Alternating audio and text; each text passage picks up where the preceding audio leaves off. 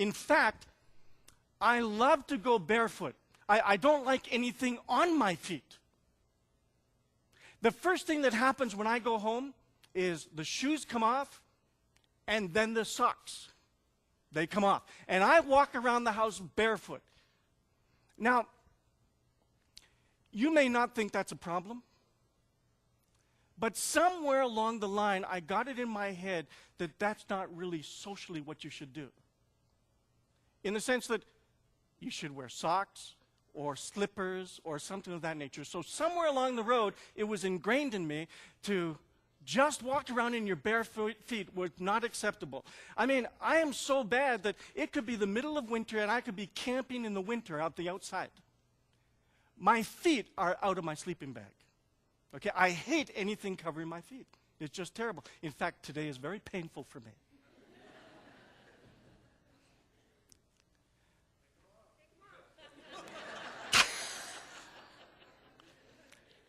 I can't. Because somewhere along the road, to me, it just isn't acceptable to, this is not the acceptable place to walk around in bare feet. Okay, now, I'm not saying it's wrong. It's me. I've got problems, okay? And so when somebody would come over to the house, before I answer the door, I'd cover my feet. Okay, it's me. Okay, it's me. Yes, I'm dysfunctional, but that's all right. You need to accept me. But you know, I have never taken my socks off in another person's home. Never. Ever.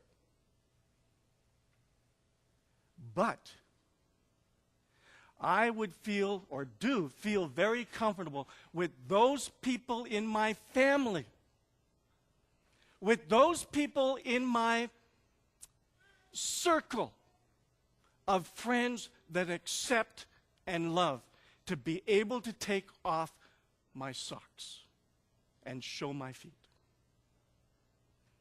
Now, you may think that's weird, but it indicates a level of acceptance and love that we all need to experience and love. Because frankly, friends, we all have stuff. Now, I'd like you to turn to 2 Samuel chapter 9, if you would. 2 Samuel chapter 9.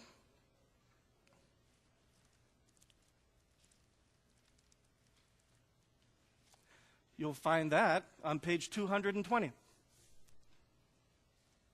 There was this fellow by the name of Mephibosheth. And he was the son of Jonathan. And Jonathan was the son of Saul, the king. Saul and Jonathan died. And Mephibosheth was dropped when he was a baby. And he was crippled. He couldn't walk. And back in those days, if you were crippled, if something happened to you, then you were judged. Because the whole thought was that either you sinned or your parents sinned. And that's why you experienced this tragedy. And this is what's happening. Now, in 2 Samuel chapter 9,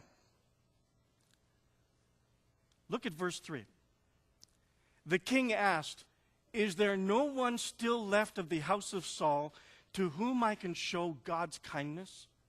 Ziba answered the king, "There's still a son of Jonathan who is crippled in both feet."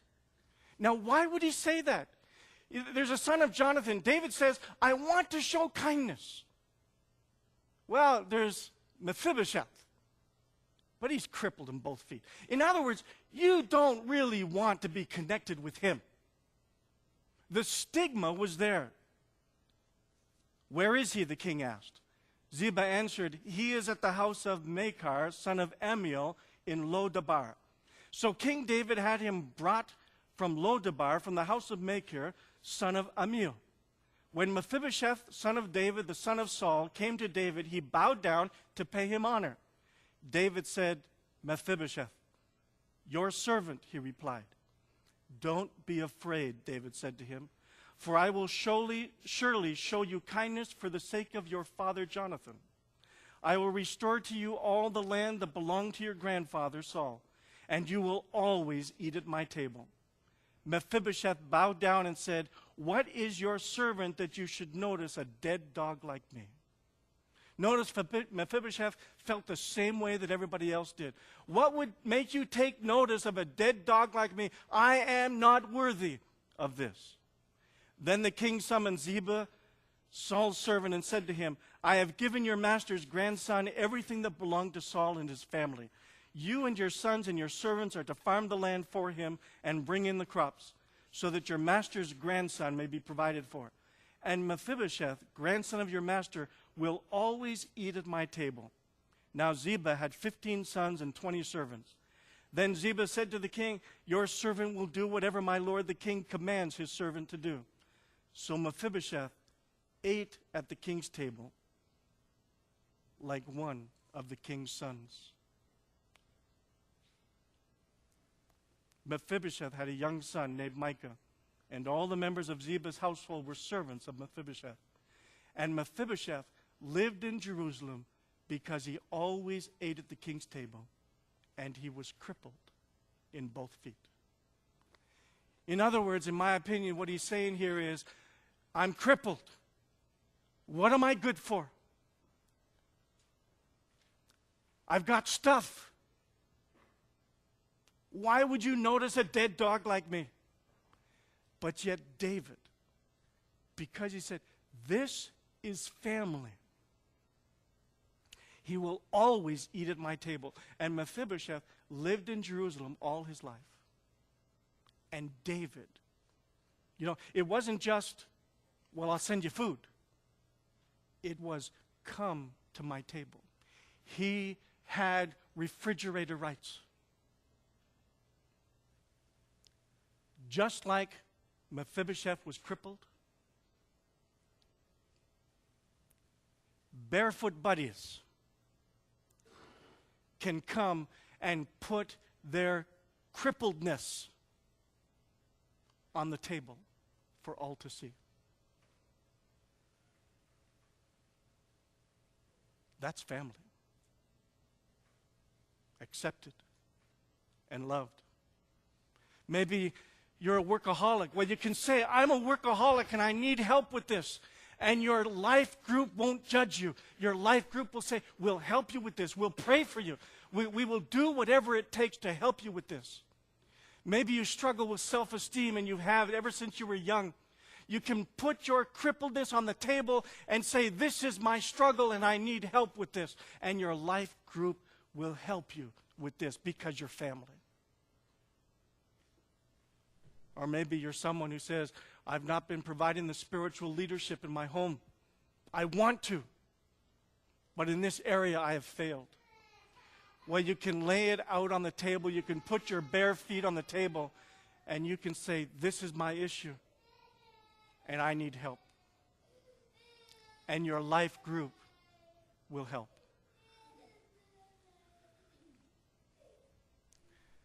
Some of you may be thinking, well, I've tried a small group or I've tried a life group before, and it just didn't work. Well, there are 3 things that make up a life group. The very first thing is commitment. I mean, you have to be committed to your family, right? It's not, well, when something goes wrong right off the bat, I'm out of here. You have to be committed to your family. And I think that's what's lacking in many life groups, is this idea of commitment. The next thing you must have challenges in your life group. You must have challenges. Third, you must have Christ. And that is what makes up your spiritual family. Many people have said, well, I attended this life group, but there was somebody weird in there. And I say, yeah. There's somebody weird in every group. There's somebody weird in every family. True? It seems to me that, when somebody comes up to me and says, well, we don't have anybody weird in our life group, that's you. That's you.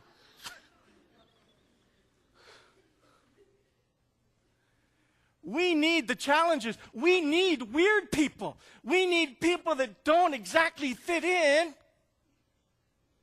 so that we can accept.